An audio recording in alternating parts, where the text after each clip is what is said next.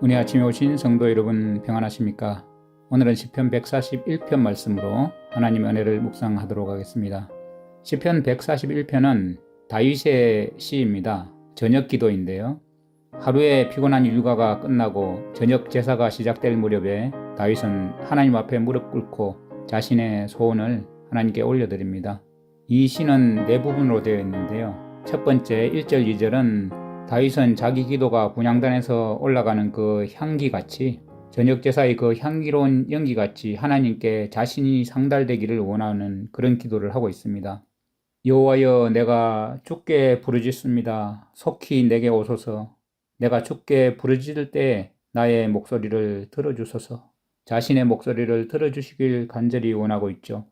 나의 기도가 향처럼 주님 앞에 놓여지기를 바랍니다. 나의 손을 높이 드는 것이 저녁에 제사 같기를 바랍니다. 이렇게 기도하죠. 다윗은 기도를 정말 사랑했던 사람입니다. 그래서 자신의 기도가 들려지고 응답되도록 하나님께 간구를 하고 있습니다. 다윗은 하나님께 부르짖고 있습니다. 그 부르짖음은 자신의 기도의 열심을 나타내주고 있죠.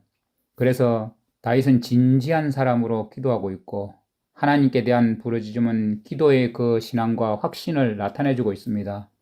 우리가 일반적으로 하나님을 신뢰하지 않으면 하나님께 기도하기가 어렵습니다. 그래서 어떠한 일이 닥치면 다른 사람에 대한 불평, 불만, 또 어떤 일이 힘든 일이 생기면 그것이 모두 사람에게로 돌려지죠. 그리고 자기 자신에게로 돌려지는데 다윗은 모든 것을 하나님께로 가져갑니다. 그래서 하나님께서 은혜를 주시는 그 은혜를 자신이 듣기를 원하고 그 자신이 하는 그 기도의 부르짖음을 하나님께서 받아주시기를 간절히 원하는 그러한 자세로 나가고 있죠. 그래서 하나님께서 자기를 찾아주실 것을 갈망하면서 속히 내게 임하소서, 하나님의 그 은혜로운 임재를 소중히 여길 줄 아는 이 다윗은 정말 하나님이 임하실 것을 조르듯이 그 하나님의 늦어지심, 하나님의 임재가 늦어지는 그 지연하심을, 그 자세가 성급하지는 않지만 그래도 속히 임하기를 간절히 바라는 그 마음. 그래서 다윗은 하나님을 절거하면서 자신의 기도와 그리고 기도할 때 손을 드는 것을 절거하기를 원했습니다. 그래서 그것은 다윗의 소원이 희망과 기대로 출발하고 있는 것이죠. 다윗이 높이 손을 들어서 여호와 하나님 앞에 제단을 쌓고 자신의 마음을 하나님께 들어 올리고 있습니다. 기도는 사실상 영적인 제사이죠. 기도는 우리의 온 영혼을 주님께 가장 높이 올려드리는 그 애정의 예물입니다. 황금제단에 매일 타오르는 그 분향같이 하나님 앞에 상달되기를 기도하면서 저녁 제사같이 되기를 그렇게 기도하고 있는 다윗의 모습이죠. 그래서 다윗은 아침 제사보다 저녁 제사를 말하고 있습니다. 아마도 이것은 저녁 때의 그 기도였거나 아니면 온 세상의 저녁이 된 시점에 그날 저녁에 자신을 속량의 제사로 드리고 감사의 영적인 제사를 정하신 그 그리스도를 바라보면서 아마 드렸을 것입니다. 믿음으로 기도하는 자들은 하나님께서 황소나 수소보다 정말 기도를 더 좋아하신다는 것을 생각해도 좋을 것입니다. 다윗은 그 기도 속에 참 예물이신 그리스도를 바라보고 있었을 것입니다. 다윗은 하나님의 궁정에서 추방당해서 여기저기 쫓겨다니면서 분향을 드릴 수가 없었습니다. 그러므로 다윗은 기도로서 그 제사나 분향을 대신하면서 하나님께 마음을 다 드렸던 것이죠. 그래서 기도는 불이 없으면 향기를 갖지 못하는 그 향보다 아름다운 맛을 풍기는 그런 향기를 가지고 있는 것이죠. 그렇기 때문에 우리가 하나님께 나아가고 하나님께서 임재하시는 그 장면은 어떤 물질적인 건물이나 제한된 공간이 아니라도 언제든지 주님께 우리의 모든 사랑과 열성의 불을 가지고 향기로 하나님께 기도를 드릴 수 있는 것이죠. 그러면서 다윗은 죄를 두려워하고 있는 모습을 보이고 있습니다. 여호와여, 내 입에 파수꾼을 세워주시고 나의 입술을 지켜주소서. 나의 마음이 악한 것에 이끌려 악을 행하는 자들과 함께 악한 일들에 참여하지 않게 해주소서. 내가 그들과 함께 앉아 음식을 먹지 않겠습니다. 이렇게 고백하고 있죠.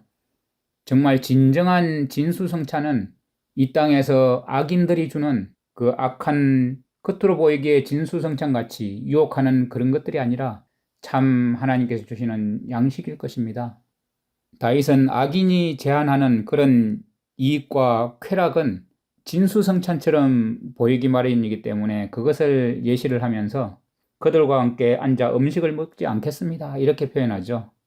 우리는 악에 동참하지는 않더라도 그것이 주는 그런 이익에는 못 이기는 척 동참하는 그런 위험에 처할 때가 많죠. 그래서 악은 모양이라도 버리라고 하나님께서 말씀하신 것입니다. 그리고 5절에 보면 의인의 충고를 다윗은 이렇게 받아들이고 있습니다. 의로운 자가 나를 때리는 것은 은혜로운 일입니다. 예, 의로운 자가 나를 때리고 책망하는 것은 은혜로운 것으로 다윗은 받아들이고 있습니다. 친구의 책망은 올바른 정신으로 받아들이면 축복이 되는 것이죠.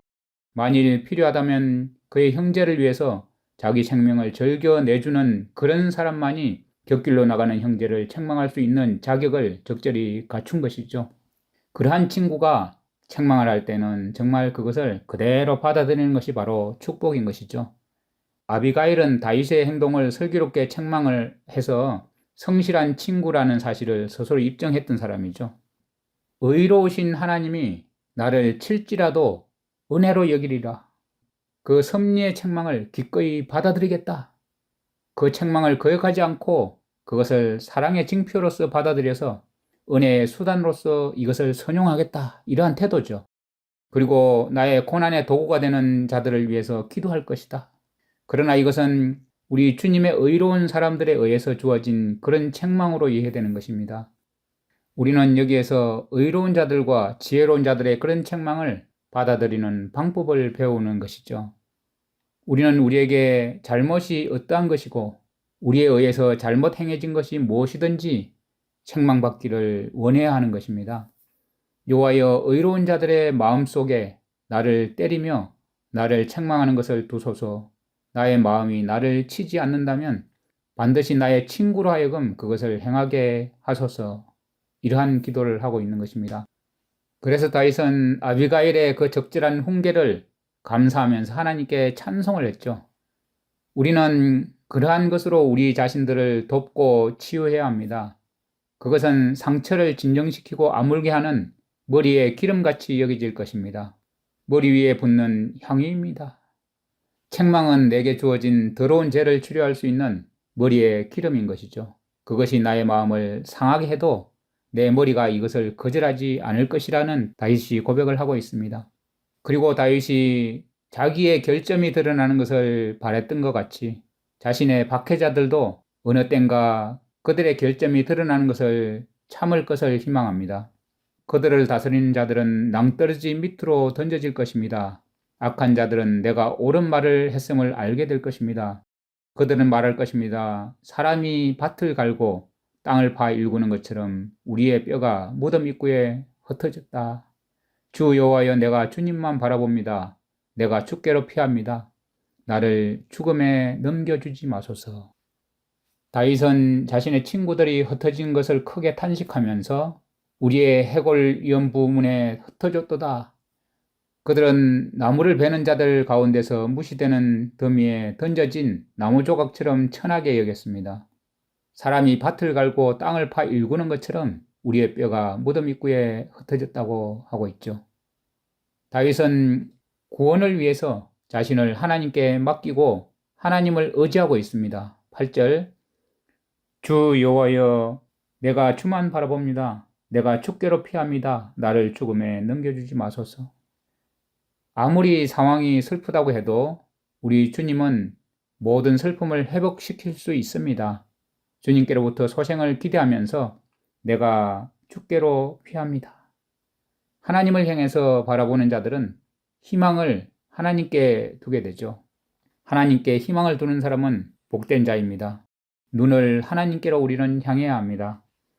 악한 자들이 내 앞에 쳐놓은 덫에서 나를 구해 주시고 악한 자들이 만든 함정에서 나를 구해 주소서. 그들이 쳐놓은 그물에 악한 자들을 빠지게 하소서. 내가 안전히 지나간 후에 그들이 빠지게 하소서. 하나님께 피하는 것은 모든 악인들의 그런 거물과 올가미와 함정도 다 하나님께 맡기면서 하나님께서 처리해 주시기를 간절히 바라게 되죠.